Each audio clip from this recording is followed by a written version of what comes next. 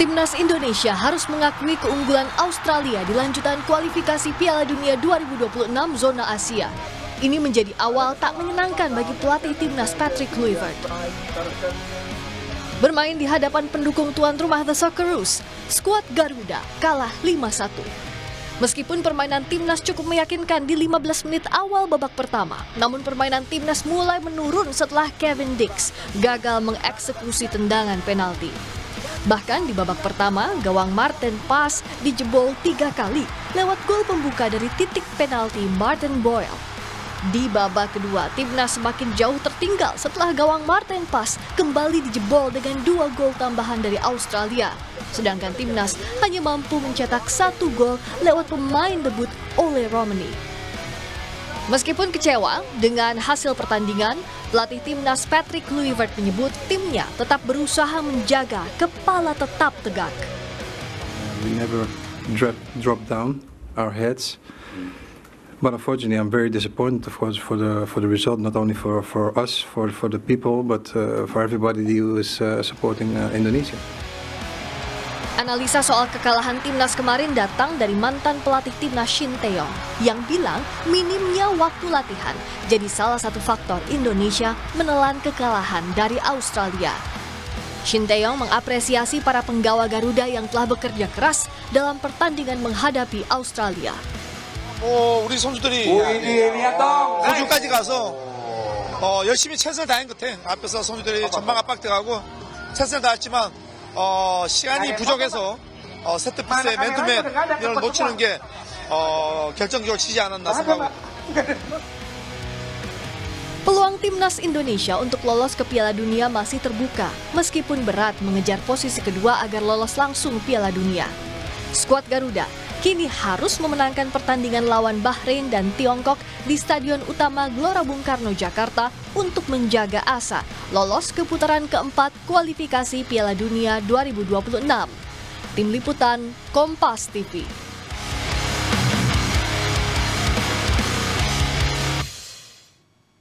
Timnas Indonesia akan menghadapi Bahrain di kualifikasi Piala Dunia 2026 zona Asia.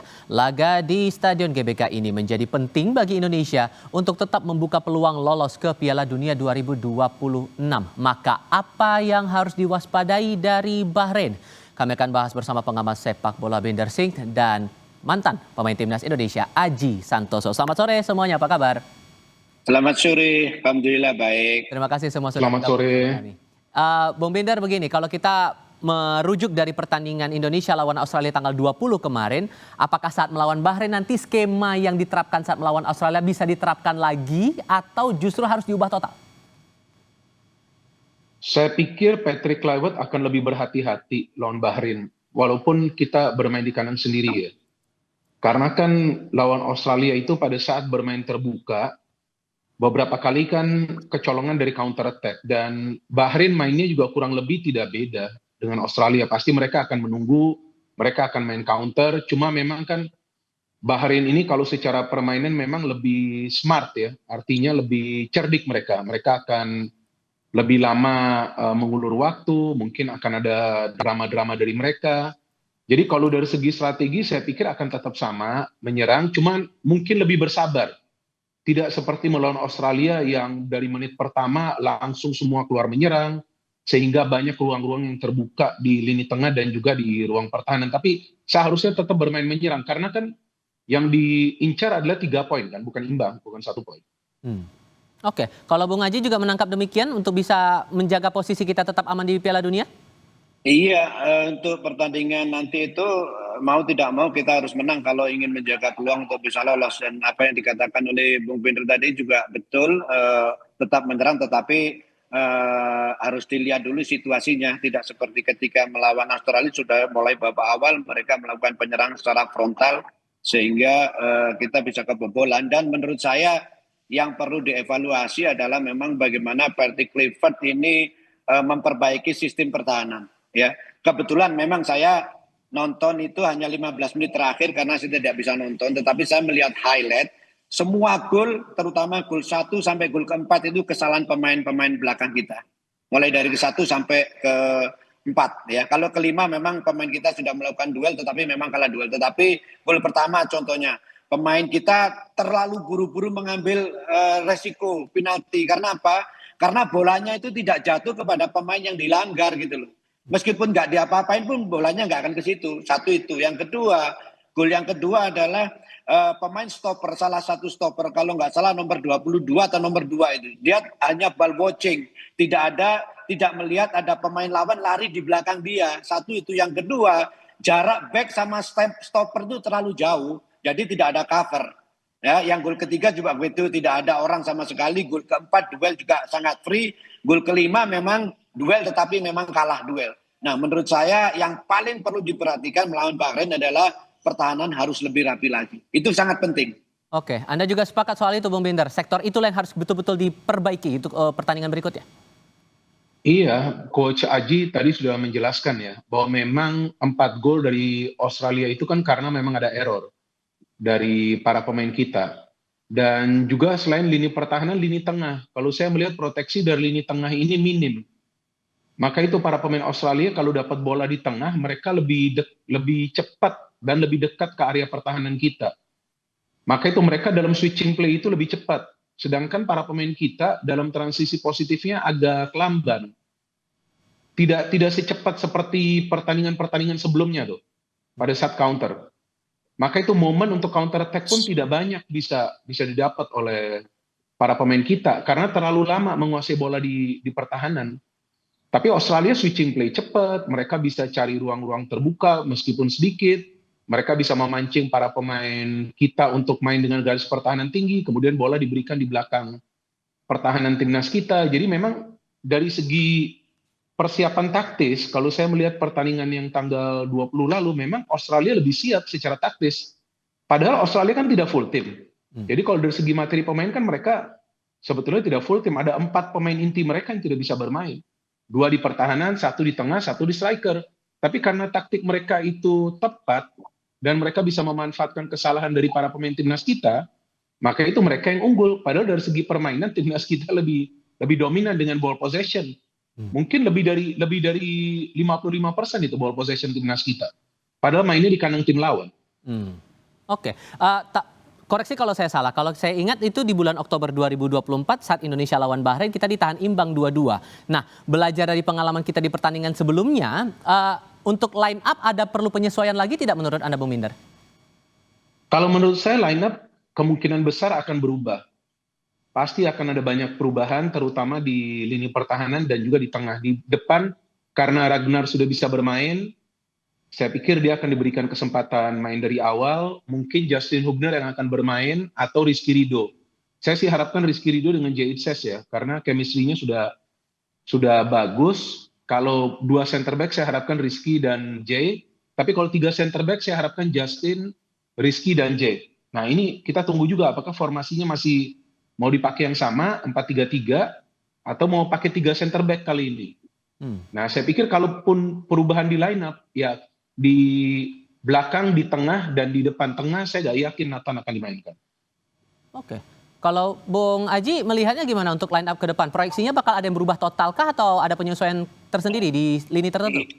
Yang tentunya untuk seperti itu pasti ngelihat situasi kondisi pemain ya. Tetapi kalau menurut saya seperti formasi sepertinya kemungkinan besar tetap akan menggunakan 2 center back ya, bukan 3 center back karena selama ini kan Patrick Kluivert ketika main bahkan ketika di Belanda pun kan jarang mereka menggunakan 3 center back. Kemungkinan besar tapi bisa aja saya salah karena saya tidak tahu kondisi di sana seperti apa. Tetapi menurut saya akan menggunakan formasi yang sama, hanya saja mungkin siapa-siapa pemain yang perlu diganti, tidak dimainkan mungkin itu Patrick Kluivert tentunya melihat situasi atau melihat kondisi pemain. Dan kita lihat kan ada beberapa pemain yang tidak ikut latihan. Recovery ini justru seharusnya latihan yang sangat penting gitu. Terus saya ingin menyambung sama disampaikan Bung Binder, memang masalah taktikal Patrick Kluivert tidak banyak waktu kemarin datang ke Australia, hanya latihan beberapa kali. Nah sekarang ini ada sedikit waktu gitu. Untuk sedikit waktu terutama membenahi kekurangan-kekurangan di pertandingan melawan Australia kemarin. Jadi menurut saya sih seperti itu. Terutama itu tadi saya tekankan, kalau yang disampaikan Bung Bir tadi benar, penguasaan bola bahkan lebih dari 55 kemarin itu kalau nggak salah 60 lebih itu. Artinya kita lebih menguasai 15 menit terakhir saya lihat bermain cukup bagus, cukup oke. Ya, tinggal itu tadi pertahanan harus lebih solid. Apa yang disampaikan Bu Binder, tidak pertahanan itu tidak hanya pemain belakang aja, dari bocor juga bisa dari tengah baru ke belakang gitu. Itu yang namanya kolektivitas tim ketika bertahan. Sepak bola modern memang dituntut kolektivitas tim. Kita lihat di sepak bola di Inggris. Kalau bertahan semua ikut bertahan. Kalau menyerang semua tidak ada pemain yang tinggal di bawah garis tengah, itu tidak ada, semua naik ke atas. Kalaupun bertahan juga seperti itu gitu. Seperti itu. Bung Binder begini, kalau melihat performa Bahrain di pertandingan terakhir melawan Jepang, walaupun kalah begitu 2 poin unggul oleh Jepang begitu, hal apa yang rasanya betul-betul menjadi berbeda ketimbang saat Indonesia melawan Bahrain di Oktober 2024? Adakah hal signifikan di sini? Iya, kalau saya melihat kepercayaan diri dari para pemain Bahrain itu bagus ya lawan Jepang ya. Padahal kita tahu Jepang kan untuk saat ini di Asia adalah tim nomor 1 kan. Mereka tim nomor 1 lah dari segi ranking FIFA di Asia. Dan memang mereka adalah tim yang sudah jadi ya, tim yang sudah matang. Dan mayoritas para pemain mereka itu bermain di Eropa, cara bermain mereka juga menyerang. Tapi confidence dari para pemain Bahrain bagus di pertandingan tersebut karena mereka tidak banyak melakukan kesalahan. Bahkan Jepang harus menunggu sampai babak kedua baru bisa mencetak gol. Dan memang cara bertahan Bahrain itu, ya saya melihat disiplin. Disiplin dalam artinya begini, disiplin itu bukan berarti hanya menunggu di belakang, tapi disiplinnya itu mereka tahu mereka harus menutup ruang di sektor sebelah mana. Dan gimana caranya mereka harus mempersulit para pemain Jepang itu menciptakan peluang. Jadi kalau biasanya Jepang itu bisa menciptakan 7-8 peluang yang berbahaya, lawan Bahrain itu jauh di bawah itu. Peluang yang berbahaya ya, artinya memang yang mengarah ke gawang penjaga gawang mereka. Jadi artinya dari segi bertahan, Bahrain bagus, cuman counter attack mereka nggak berjalan secara baik lawan Jepang karena Jepang kan tim yang sudah matang ini.